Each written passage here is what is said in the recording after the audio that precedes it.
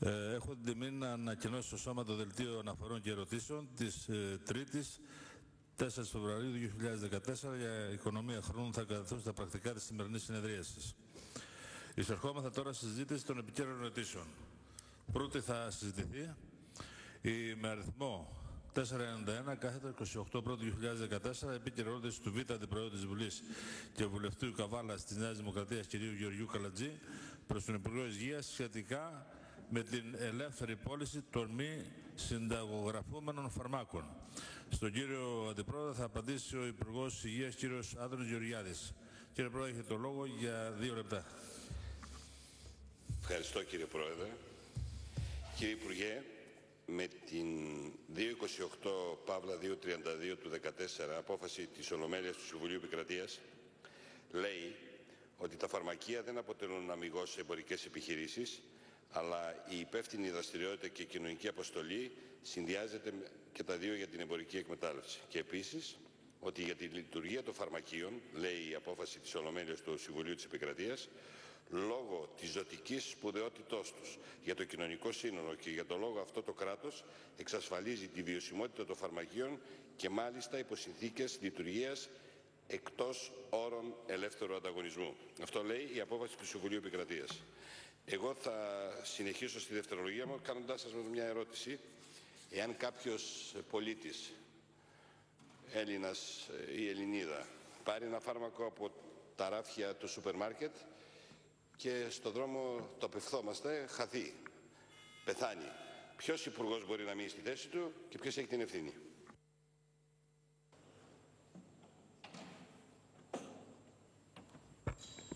Κύριε Υπουργέ, έχετε το λόγο για 3 λεπτά, ορίστε. Ευχαριστώ πολύ κύριε Πρόεδρε. Να πω κύριε συνάδελφε ότι η έννοια της επικαίρου ερωτήσεως αποκρισταλώνεται πλήρως στην παρούσα, καθώς τίθεται ένα θέμα που απασχολεί ιδιαίτερα στην επικαιρότητα και που είναι και ανοιχτό και μένει να απαντηθεί από την κυβέρνησή μας. Να σας πω λίγο την προϊστορία του πώς το Υπουργείο Υγείας έχει χειριστεί αυτό το θέμα μέχρι σήμερα. Εγώ, αναλαμβάνοντας ευθύνες του Υπουργείου Υγείας κατόπιν της εντολής του Πρωθυπουργού το καλοκαίρι, βρήκα ανοιχτή υποχρέωση από το πρόγραμμα να συμφωνούμε με την Τρόικα τον τρόπο διαθέσεως και εκτός φαρμακείων ορισμένων ειδών από τα μη συνταγογραφούμενα φάρμακα και από άλλα είδη. Κατόπιν επιμόνων διαπραγματεύσεων που κράτησαν καθ' όλη τη διάρκεια του θέρους, το Σεπτέμβριο του 2013 καταλήξαμε με την Τρόικα σε μια διατύπωση στο πρόγραμμα τέτοια όπου στην υποχρέωσή μας από το Μνημόνιο για την απελευθέρωση των σημείων πωλήσεως των μη ΣΥΦΑ προσετέθησε παρένθεση η φράση βιταμίνες, συμπληρώματα κτλ.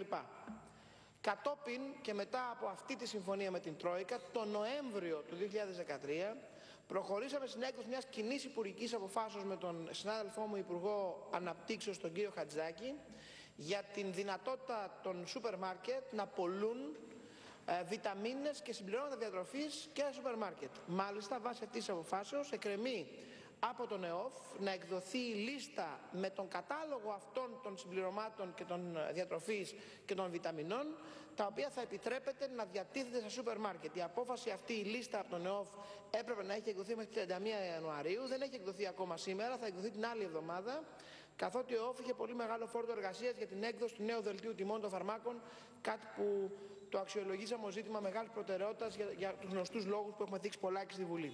Πάντως, μέχρι την άλλη εβδομάδα θα έχει εκδοθεί από τον ΕΟΦ η σχετική λίστα των βιταμινών και των συμπληρωμάτων διατροφής, τα οποία επιτρέπεται βάσει της κοινής μας υπουργικής αποφάσεως ήδη να διατίθεται από τα σούπερ μάρκετ. Τώρα, αυτό αφορά στις βιταμίνες και τα συμπληρώματα. Διότι όσο αφορά τα φάρμακα, και θέλω σε αυτό να είμαι πάρα πολύ σαφής, τα μη συνταγογραφούμενα φάρμακα είναι μη συνταγογραφούμενα μεν, ανήκουν λέει στην κατηγορία εκείνη της λεγόμενης αυτοΐασης, με την έννοια ότι δεν χρειάζεται υποχρεωτικά γιατρός, αλλά ακριβώς επειδή ανήκουν στην κατηγορία των φαρμάκων που δεν χρειάζεται να είναι υποχρεωτικά γιατρός παρόν, σε αυτά, αφού δεν υπάρχει γιατρός για να μας συμβουλεύσει, κρίνεται εξαιρετικά σημαντική η παρουσία του φαρμακοποιού, ως αυτού ο οποίος θα συμβουλεύσει τον άνθρωπο που θα επιλέξει να τα αγοράσει ή να μην τα αγοράσει, ώστε να είμαστε βέβαιοι ότι δεν θα προκληθεί κάποια βλάβη στην υγεία του από τη χρήση αυτών των φαρμάκων παράλληλα με κάποια άλλα. Οφείλω να σας πω εδώ, αν και εσείς το γνωρίζετε καθώς φαρμακοποιός, ότι τα μη συνταγογραφούμενα φάρμακα ως φάρμακα μπορεί αυτοτελώς να μην έχουν μεγάλο κίνδυνο ή να μην έχουν μεγάλο κίνδυνο σε κάποιες συγκεκριμένες ποσότητες, αλλά μπορούν να αποτελούσουν τεράστιο κίνδυνο για την υγεία μαζί με άλλα φάρμακα, εάν τα λάβεις, τα οποία είναι συνταγογραφούμενα. Παραδείγματος χάρη, υπάρχουν μη συνταγογραφούμενα φάρμακα που αν τα παίρνει κάποιος που έχει, ας πούμε, υπέρταση, ξαφνικά γίνονται εξαιρετικώς επικίνδυνα, ενώ μόνα τους δεν μπορούν να προκαλέσουν βλάβη στην υγεία. Για όλους αυτούς τους λόγους, το Υπουργείο Υγείας εξετάζει με πολύ μεγάλη προσοχή το ζήτημα της απελευθερώσεως των σημείων πωλήσεως των μη συνταγογραφουμένων φαρμάκων, και μάλιστα πρέπει να σας πω ότι είχαμε μια εκτενή συνάντηση με τον συνάδελφό μου Υπουργό κύριο Χατζηδάκη, ο οποίος, το τονίζω, δικαίως αγωνιά για τις μεταρρυθμίσεις και δικαίως θέλει να επιτύχουμε στη χώρα τη μεγαλύτερη δυνατή συμμόρφωση με τις προτάσεις του ΟΣΑ ως προς την ανάπτυξη της ελληνικής οικονομίας και την απελευθέρωση της οικονομίας από διάφορες στρεβλώσεις του παρελθόντος, αλλά στο συγκεκριμένο πρέπει να σας πω ότι είχαμε μια πολύ καλή συνεργασία, τα αποτελέσματα της οποίας θα τα αναπτύξω στη δευτερολογία μου. Ευχαριστούμε κύριε Πρόεδρε. Ορίστε κύριε Πρόεδρε, έχετε το λόγο για 3 λεπτά. Ευχαριστώ πολύ κύριε Πρόεδρε. Επειδή θέλω να το πω ευθέως, βλέποντας τον τρόπο με τον οποίο λειτουργείτε και εσείς αλλά και ο κ. Χατζηγάκης, δεν μπορώ να μην πω ότι συνάδει απόλυτα με τον τρόπο που θέλω και πιστεύω ότι πρέπει να λειτουργεί ένας υπουργός, και σας ευχαριστώ. Αλλά εγώ θα πω κάτι άλλο και θα πω και μια ιστορία μετά. Είπατε ότι όχι μόνο από μόνα τους, αλλά σε συνδυασμό κάποια φάρμακα να τα πάρουν από το σούπερ μάρκετ να δημιουργήσει πρόβλημα. Και από μόνα τους. Είναι δυνατόν να μην έχει παρενέργειες, για παράδειγμα η ασπιρίνη, η παρακεταμόλη, δηλαδή των τεπών. Θα σας πω ένα περιστατικό που έζησα όταν ένας φίλος μου νοσηλευόταν στο νοσοκομείο Καβάλας με υψηλό πυρετό. Ήρθε μια νοσοκόμα και είχε μαζί με έναν άλλον ήταν. Και είχε 2 κουτάκια με χάπια που έπρεπε να πάρει. Ένας έπρεπε να πάρει αντιπυρετικό και ο άλλος έπρεπε να πάρει ένα αντίστοιχο φάρμακο για το πρόβλημα που είχε. Ο ένας είχε πυρετό, όπως σας είπα, και ο άλλος είχε διάτρηση στομάχου. Την ασπιρίνη, την αντιπυρετική, κατά λάθος η νοσοκόμα θα την έδινε στον άλλον. Καταλαβαίνετε, με διάτρηση στομάχου να πάρει και ασπιρίνη. Δεν τον προλάβαινε ούτε ο Θεός. Αυτό μπορεί να συμβεί με το φάρμακο το απλό, δηλαδή την ασπιρίνη, αν την πάρεις μόνος σου, ή ξέρεις ή δεν ξέρεις, ή έχεις ή δεν έχεις έλκο στο δεκαδακτύλου, μπορεί να πάθεις διάτρηση και να τρέχεις και να μην προλαβαίνεις. Γι' αυτό λέω ότι δεν είναι εύκολο και δεν είναι τυχαίο το ότι στα φαρμακεία είναι υποχρεωτικό η ύπαρξη φαρμακοποιού. Δεν μπορεί να λειτουργήσει ένα φαρμακείο με μόνο έναν φαρμακοτρίφτη ή με έναν υπάλληλο. Πρέπει παρόν υποχρεωτικά φαρμακοποιός. Γιατί τον κάνει αυτό? Δεν είναι για να μας προστατεύσει ή για να δώσει αβάντα στο φαρμακοποιό. Το κάνει γιατί ακριβώς πρέπει να ξέρει τι δίνει, να δει αυτό που είδα εγώ. Γιατί εγώ το πήρα από το χέρι όταν τον ρώτησα τι φάρμακο του δίνεις. Λέει ασπιρίνη. Λέω σε αυτόν που έχει έλκος και έχει πάθει διάτρηση και πια έχει φτάσει κάτω από 30 αιματοκρίτης, θα το δώσει αυτό, θα το πας στα 3 και θα πεθάνει.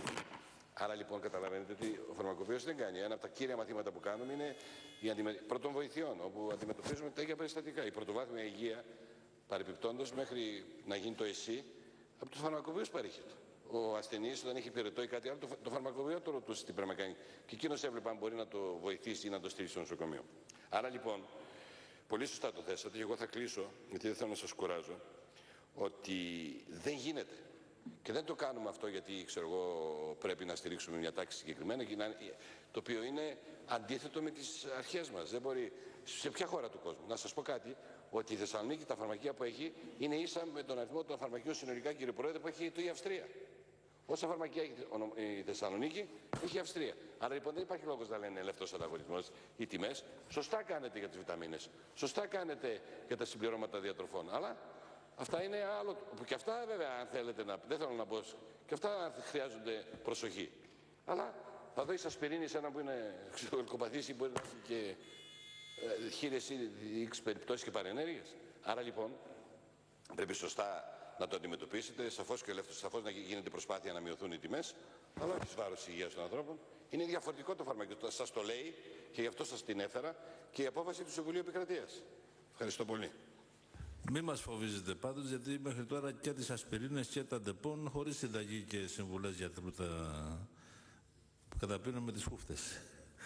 Ορίστε κύριε Υπουργέ, έχετε λόγο. Ελπίζω χωρίς να έχετε διάτρηση στομάχου, αγαπητέ Πρόεδρε. Λοιπόν, Θέλω, κύριε συνάδελφε, να είμαι έτσι πολύ συγκεκριμένος στο ζήτημα πώς το αντιμετωπίζουμε. Εγώ προσωπικά τυχάνω να είμαι εξαιρετικά υπέρ της ελεύθερης αγοράς και των κανόνων που διέπουν αυτήν. Όμως η αγορά του φαρμάκου, και αυτό είναι κάτι που πολλοί συμπολίτες μου δεν το έχουν καταλάβει, η αγορά του φαρμάκου δεν είναι μια ελεύθερη αγορά. Είναι μια ειδικού τύπου αγορά. Γι' αυτό και οι τιμές, παραδείγματος χάρη, είναι διατιμημένες. Μια ελεύθερη αγορά, αν θα λέγαμε ότι θέλουμε να φτιάξουμε στο φάρμακο τους κανόνες της ελεύθερης αγοράς, δεν θα είχαμε δελτίο τιμών φαρμάκου. Θα αφήναμε την αγορά να καταλήξει στο ποιες τιμές θα πωλεί το κάθε φάρμακο. Δεν θα είχαμε συγκεκριμένα αριθμισμένο κέρδος φαρμακοποιών, δεν θα είχαμε συγκεκριμένα αριθμισμένο κέρδος φαρμακεμπόρων. Έχουμε όλη την αγορά του φαρμάκου ρυθμισμένη, όχι μόνο στην Ελλάδα, αλλά παγκοσμίως, γιατί ακριβώς αναγνωρίζουμε ότι σε αυτό το συγκεκριμένο είδος δεν μπορούμε να εφαρμόσουμε τους κανόνες που εφαρμόζουμε στα υπόλοιπα είδη, γιατί αναγνωρίζουμε ότι το φάρμακο αποτελεί από μόνο του μια ειδική κατηγορία, όπου πρέπει να χάρη τιμές να συγκρατούνται πάντα σε ένα τέτοιο επίπεδο που να μπορεί ο λαός να αγοράζει τα φάρμακα και να μην χάνει την υγεία του. Οφείλω όμως, επειδή το θίξατε, να σας καταθέσω για τα πρακτικά έναν πίνακα που νομίζω απαντά σε μεγάλο βαθμό στο θέμα της απελευθερώσεως των σημείων πωλήσεως. Γιατί αυτό που συζητάμε ως προς το αν θα βγουν τα μη συμφά στα σούπερ μάρκετ είναι στην ουσία η απάντηση στο ερώτημα αν θέλουμε να αυξήσουμε τα σημεία πωλήσεως. Σας λέω λοιπόν τις χώρες στις οποίες υπάρχει η απελευθέρωση στα σούπερ μάρκετ στην Ευρώπη, όχι με τους ίδιους όρους στην κάθε χώρα, γιατί είναι τα μοντέλα διαφορετικά. Αλλά ας πούμε σε ποιες χώρες υπάρχει. Υπάρχει τη Δανία. Στη Δανία έχουμε ένα φαρμακείο ανά 17.596 ανθρώπους. Είναι στα σούπερ μάρκετ στην Ολλανδία. Στην Ολλανδία έχουμε ένα φαρμακείο ανά 8.412 ανθρώπους. Είναι στο Ηνωμένο Βασίλειο, εκεί είναι shop in the shop, δηλαδή με φαρμακείο εντός του σούπερ μάρκετ. Στο Ηνωμένο Βασίλειο έχουμε 4.624 ανθρώπους ανά ένα φαρμακείο. Στην Ελβετία 4.515 άνθρωποι ανά ένα φαρμακείο. Στην Ουγγαρία 4.026 και το καθεξής. Στην Ελλάδα, για την οποία συζητάμε, είμαστε η πρώτη χώρα σε αναλογία πληθυσμού φαρμακείων στον κόσμο, κύριε Πρόεδρε. Έχουμε ανά 1.028 ανθρώπους ένα φαρμακείο. Δηλαδή, ξαναλέω καλά, την πρώτη χώρα στην Ευρωπαϊκή Ένωση που έχει τα λιγότερα φαρμακεία είναι η Δανία, με 17.596 ανθρώπους για ένα φαρμακείο, και στην Ελλάδα έχουμε 1.028 ανθρώπους για ένα φαρμακείο. Δηλαδή, στην Ελλάδα έχουμε 17 φορές περισσότερα φαρμακεία από τη Δανία. Προφανώς σε μια χώρα που έχει 17 φορές λιγότερα φαρμακεία από εμάς, τα σημεία των πωλήσεων και η αύξηση των σημείων των πωλήσεων είναι ένα κρίσιμο ζήτημα. Στην Ελλάδα όμως, που έχουμε ένα φαρμακείο 400 μέτρα, τα σημεία των πωλήσεων δεν είναι κατά τη δική μας γνώμη το μείζον. Όχι ότι δεν πρέπει να υπάρξουν παρεμβάσεις και σε αυτό το τομέα. Πρέπει να υπάρξουν.